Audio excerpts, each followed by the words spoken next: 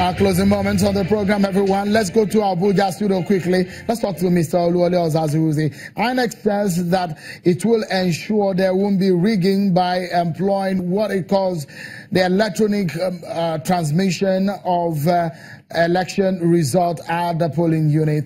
How will that help, and how are you going to get that done? Are you going to test that in Ekiti?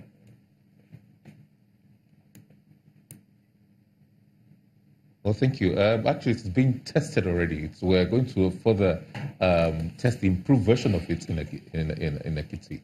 I'm surprised Ken in Lagos said, he made a little statement about what happened in Oyo. What he didn't emphasize was that it was a Barapa State constituency and the PDP won in spite of the federal might, in spite of the security, in spite of everything controlled by the federal government and the lack of independence, as he says, about the commission.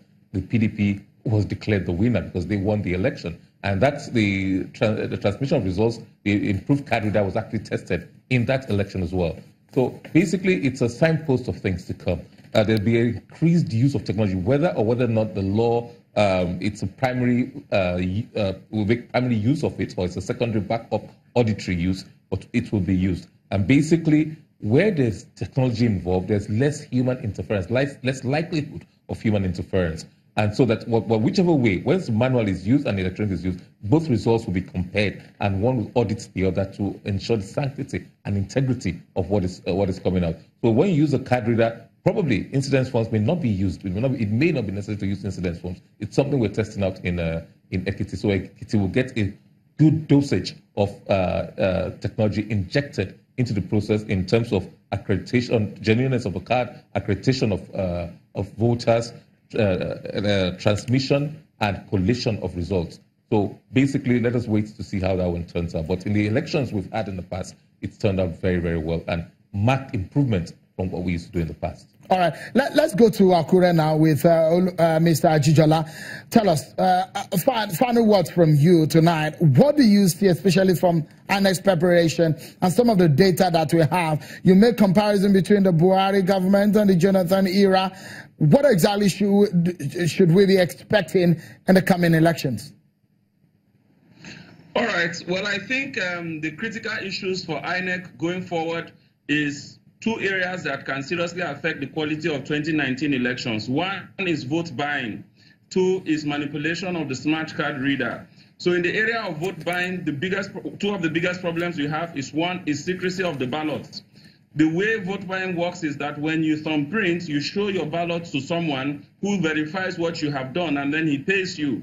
If we can prevent or make it impossible for voters to show their ballots to those who they have are going to pay them, then it breaks down the ability of people to pay for votes. Secondly, vote buying is still not being criminalized. So when votes are being bought in the presence of police officers, they are not being arrested. So it has to be criminalized, and police officers must be informed that when they see this happening, they must arrest people involved. Secondly is the non-use of the smart card reader. What we had in Anambra, where we had 113,682 cancellations, affecting 236 police, was because of the card reader not being used in some locations. Mr. Ajijola, okay, because we need to get Chioma Agwebo's final words. She's probably going to be the one that will close the show with us with our comment.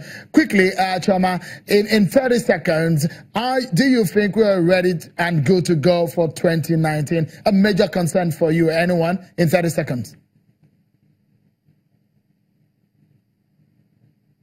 My major concern is, like everyone has mentioned, vote buying, but it's also security. A lot of people, we've talked about low turnouts. People are not going to come out if they don't feel safe. People are not going to come out if they don't know what they're going to expect when they come out to vote. I like the way the director sounds. It sounds like there's a lot of thought going on, within INEC about the elections and about, the preparedness of INEC for the elections.